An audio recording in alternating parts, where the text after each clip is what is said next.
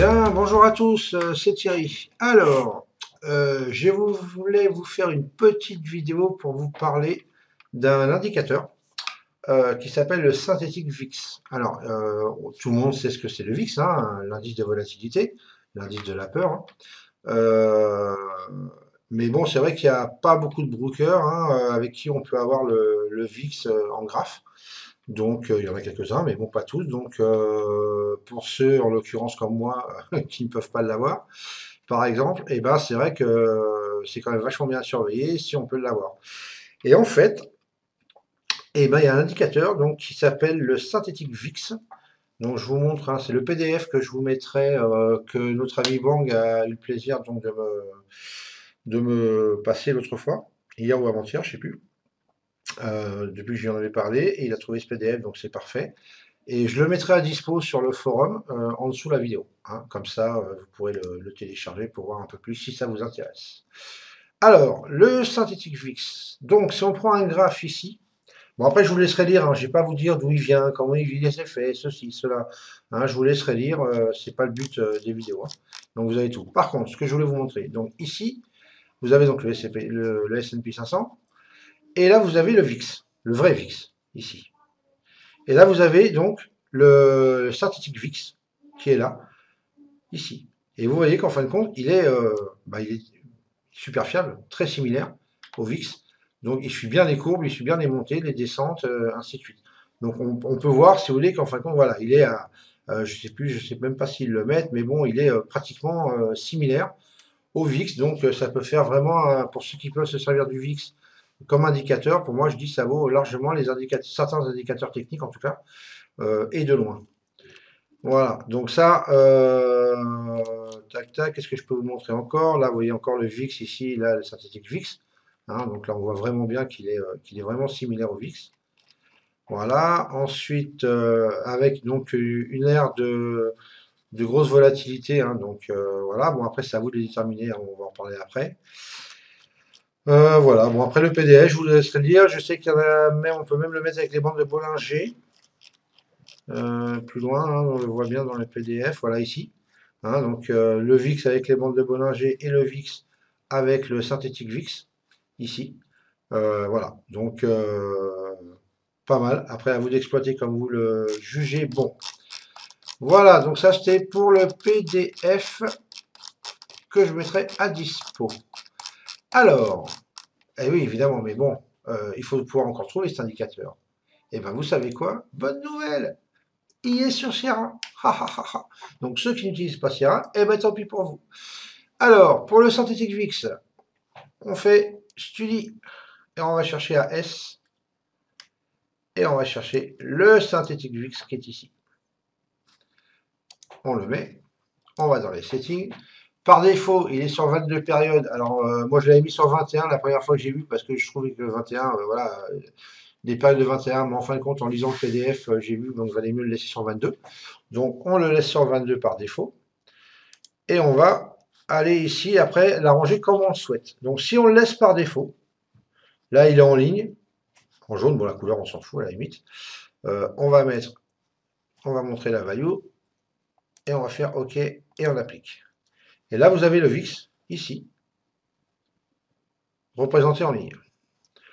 Bon, là, ça laisse mes lignes que j'avais tracées, ce que je l'avais déjà mis avant.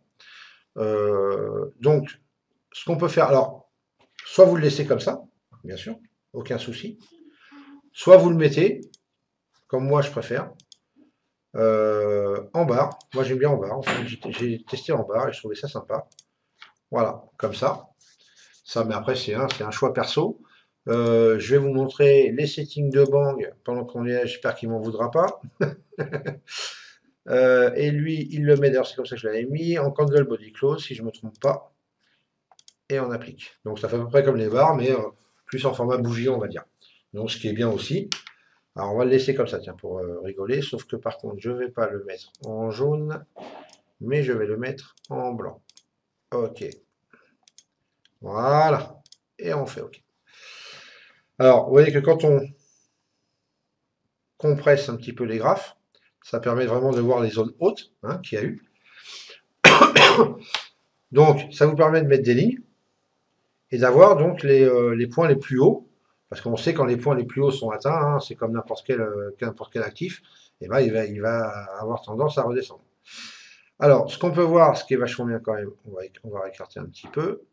Si on prend le point haut ici, qu'il y a eu là, donc à partir de ce moment-là, il s'est retourné, donc la volatilité s'est réduite, tac, tac, tac, tac, tac, tac, tac, jusqu'à là. Donc qu'est-ce que ça a donné sur le graphe? Ici, volatilité réduite, retracement à la hausse, normal. Ici, sur la baisse, volatilité qui remonte, donc on part du bas quand même. Donc moi j'aime bien, c'est vrai que quand on est sur un point les plus hauts, on peut donc viser le retournement évidemment donc, et la montée des indices. Bon là on est sur l'euro, hein, mais c'est vrai que c'est beaucoup plus pertinent sur les indices, mais ça marche très bien aussi sur l'euro parce qu'en général quand les indices montent, bah, l'euro suit et vice versa. Donc en règle générale, hein, on va dire. Mais on peut aussi prendre à l'inverse, quand on part de pratiquement, hein, on a 0,040 là si on voit sur la droite sur la barre des prix, donc on est très minimum au niveau de volatilité, la volatilité augmente au fur et à mesure. Et bien là, qu'est-ce que ça a fait? Si on prend la première bougie qui descend, on pouvait même prévoir déjà ici le retracement à partir, on va dire, de là, quand on était sur la bougie du plus bas à 7 heures ce matin. Et là, on pouvait déjà prévoir, pas forcément rentrer, hein, mais prévoir une augmentation de la volatilité, donc une descente au niveau des cours. C'est ce qui s'est passé, puisqu'on a monté un peu de volatilité, on a monté un petit peu, et à partir de là, paf, on est descendu et on a fait la descente. Ça, c'est sur la journée de vendredi. Donc, mais si on prend sur la journée d'aujourd'hui, donc les grandes descentes qu'il y a eu, ici, la descente là, donc très peu de volatilité, la volatilité a augmenté, et paf. Et elle a augmenté très fort, donc descente très fort, ici. Ensuite, on repère de la volatilité. Hein, attends, je vais enlever peut-être le curseur, on verra mieux. Ici, on repère de la volatilité, pardon, là je vais y arriver. Hop, hop, hop, hop, et qu'est-ce qui s'est passé? Les cours ont remonté. On a retracé. Après, qu'est-ce qui s'est passé? La volatilité est remontée, les cours sont redescendus. Voilà, donc ça c'est une manière de se servir de cet indicateur-là. En tout cas, le VIX a toujours été un indicateur très suivi par les traders, on va dire pro entre guillemets, hein. On va dire des traders en tout cas qui travaillent en professionnel dans le trading. Voilà, c'est un indice que tout le monde suit régulièrement. Donc parce que c'est un et moi pour moi voilà, il vaut certains gros indicateurs largement. Voilà. Bon après moi j'aime bien avoir le CCI parce que j'aime bien les indicateurs de surachat survente. Voilà, mais bon ça après moi c'est juste par rapport à ma stratégie. Donc voilà, donc là on était sur un graphe de 30 minutes. Donc vous pouvez le mettre sur n'importe quel graphe. Il n'y a aucun souci, hein. Je dois avoir un graphe ici où il est mis à 4 minutes. Voilà, ici. Non, je suis en train, pardon. Alors on va s'y mettre en 4 minutes ici. Et vous allez voir que ça fonctionne aussi. Voilà. Donc après, à vous de tracer suivant l'unité de temps, vous tracez des plus hauts, hein, ou vous faites une moyenne hein, entre le plus haut et le plus bas, à vous de le faire. Vous avez tout expliqué sur le PDF. Vous pouvez le faire vous-même, mettre une moyenne, ce que vous voulez. Voilà. La Bollinger, vous ne pouvez pas la mettre avec les barres. J'ai pas vraiment essayé de la mettre non plus avec les lignes. On pourrait essayer, mais bon, pour moi, j'ai pas trop d'intérêt à ça. Donc voilà. Donc voilà, les amis, c'était juste pour vous montrer donc cet indicateur que j'ai découvert moi juste en début de semaine là, hein. Donc voilà, je tenais à vous le faire partager. Bon, ceux qui sont avec moi sur le Mumble le savent déjà depuis hier, parce que je leur ai dit depuis hier, je crois hier, ou avant-hier, je sais plus. Et en fait, voilà, donc d'où l'intérêt de venir sur Mumble. Allez, écoutez, je vous souhaite une bonne soirée. On parlera pas, je ne vais pas vous parler de la journée aujourd'hui de trading, hein, qui a été une journée un petit peu particulière, on va dire. Donc on va pas en parler, je ferai l'analyse dans le week-end pour la semaine prochaine. Voilà, allez, bon trading à tous, et puis à demain sur le Mumble ou sur le forum. Ciao, ciao.